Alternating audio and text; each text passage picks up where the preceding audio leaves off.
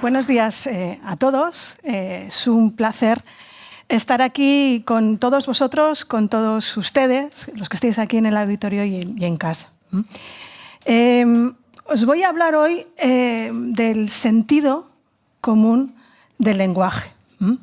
Y es que el sentido común es algo que ya les adelanto que nos va a distinguir, a diferenciar, al menos de momento, de las máquinas.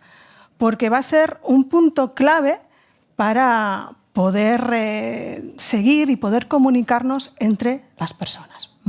Y es que supongo que todos os habéis fijado que en los últimos años la inteligencia artificial ha avanzado, bueno, de forma increíble. Asistentes que, bueno, le hacemos una pregunta y nos dan información al momento. O que queremos escuchar una canción en este momento y ¡pum!, nos la ponen. O que a golpe de clic, en unos segundos, le damos un texto y nos lo va a traducir a más de un centenar de lenguas. Es increíble, es una auténtica revolución de las máquinas. Y bueno, como no podía ser de otra manera, esta revolución también ha llegado al lenguaje. Y lo que suele ocurrir cuando hablamos con esos asistentes, bueno, con Siri, con Alexa, con Harry o con el Google Translator, es que aunque son extremadamente útiles, los usamos día a día, son muy cómodos, tanto que a veces nos vuelven hasta incluso seres muy vagos. Siempre que los usamos, a mí al menos me queda esa sensación de que ese lenguaje automatizado, pues le falta algo.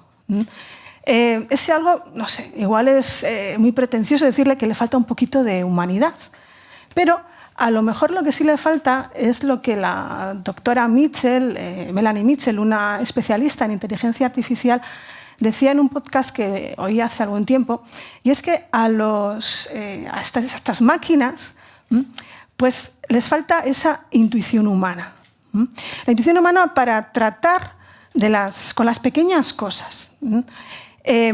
Sabemos que los automóviles hoy en día pueden conducir solos y también que hay operaciones de cirugía en línea. Pero ¿es lo mismo que cuando está la persona? Nosotros, como personas que nos tratamos y estamos con otras, muchas veces esas pequeñas cosas las hacemos de manera intuitiva. La doctora Mitchell, por ejemplo, ponía ejemplos de que cuando vamos en esos coches automatizados, sin conductor, todavía no han llegado a masterizar, a entender que a lo mejor todo lo que se nos pone por delante no son realmente peligros inminentes. Como si vamos conduciendo ahí una hoja, no nos vamos a parar porque sabemos que al coche no le va a afectar. O que, por ejemplo, pues en un día, ¿no?, que hace mucho frío, pues cogemos esa taza de chocolate hirviendo, que nos está quemando en la mano. Pero tenemos tanto frío que esa sensación nos da gusto, nos reconforta. Esas son las pequeñas cosas que, según la doctora Mitchell, todavía las máquinas no tienen.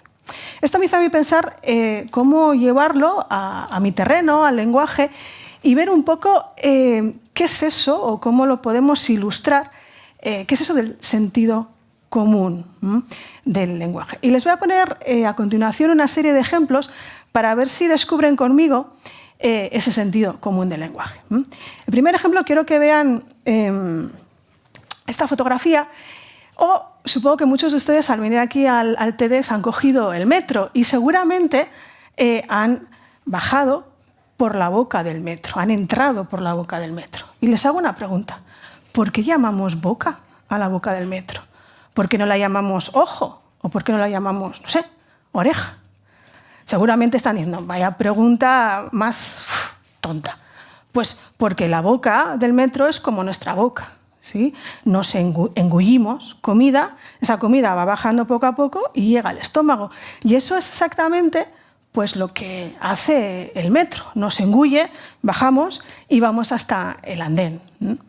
que es un poco lo que representa aquí en este collage el artista Asier con el metro, con el tren, de hecho, que llega a la estación y es engullido por ella.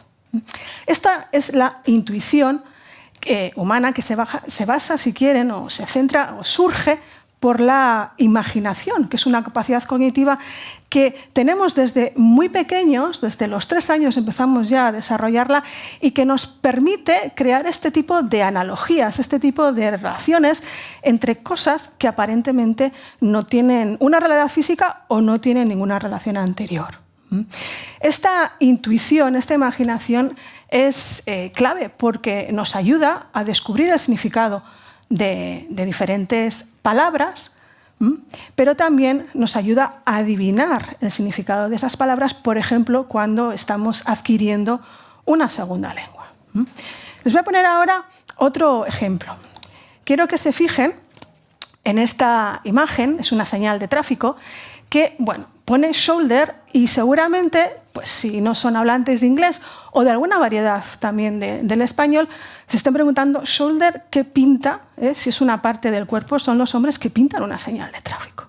Ahora, si yo esa señal se la pongo en contexto, entonces sí que van a inmediatamente darse cuenta de que ese shoulder, esa parte del cuerpo aquí, posiblemente signifique arcén.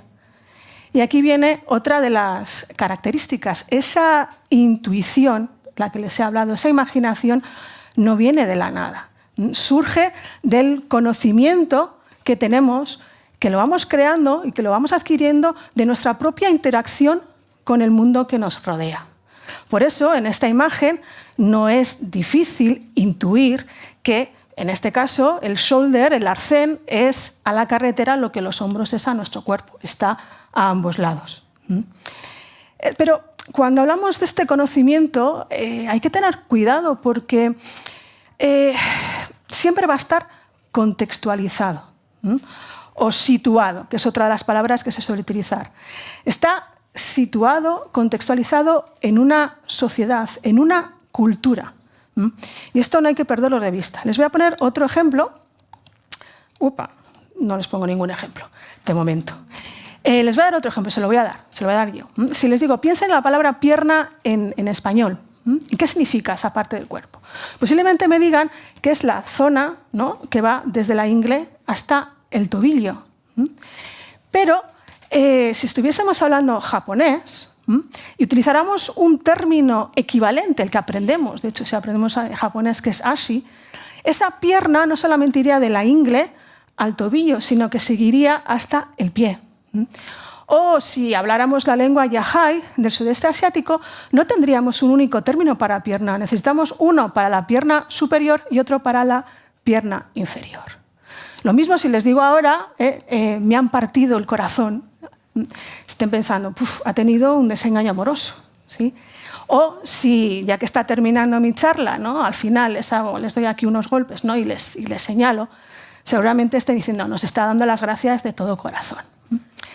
Las emociones, el cuerpo humano, yo no sé si es universal. Desde luego el cuerpo humano es igual para todas las personas. Ahora, la manera en la que categorizamos el mundo que nos rodea, la manera en la que expresamos ese mundo no es la misma. Porque si estuviese hablando tailandés, en vez de decirles que se me ha partido el corazón, diría que se me ha partido el hígado. Y si estuviera hablando la lengua arende, una lengua australiana, en vez de darme golpes aquí en el pecho, me los daría en el cuello. ¿Por qué? Porque las emociones pueden ser universales, pero la manera en la que las contextualizamos, no. Muchas veces nos han enseñado, y este es el punto crucial, que el lenguaje, cuando aprendemos una lengua, ¿no?, tenemos que conocer toda una serie de reglas gramaticales y de una lista de vocabulario. Y con eso ya sabemos una lengua y podemos comunicarnos. Ese algoritmo, esa computación entre reglas gramaticales y el vocabulario es fundamental, es crucial. Pero cuidado, porque no es suficiente. Para saber comunicarnos, para saber pensar y después comunicar esos pensamientos. Es decir, el lenguaje va mucho más allá de esos algoritmos que, de hecho, las máquinas están cada vez perfeccionándolas de una manera increíble. Por eso a veces pensamos que hablamos con Siri y con Alexa y que encima nos responde a lo que queremos decir. Pero el lenguaje es mucho más que eso, ¿sí? Son reglas, es vocabulario, es nuestra intención, es nuestra imaginación. Es ese conocimiento sociocultural incardinado, producto de nuestra experiencia en un mundo concreto y por vivir en este mismo mundo. Y también es importante pensar que ese lenguaje, además, no solamente son sonidos, no solamente es prosodia, no solamente es espacio, también es gestualidad. ¿Por qué? Porque el lenguaje y la manera en la que tenemos de procesar el lenguaje, de producirlo y de comprenderlo, es también multimodal.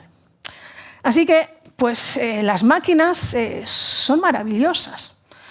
Yo las uso constantemente. Nos ayudan, nos vuelven más vagos, nos encantan. Pero la mente humana, el lenguaje y las lenguas siguen siendo a día de hoy aún más maravillosas. Muchas gracias.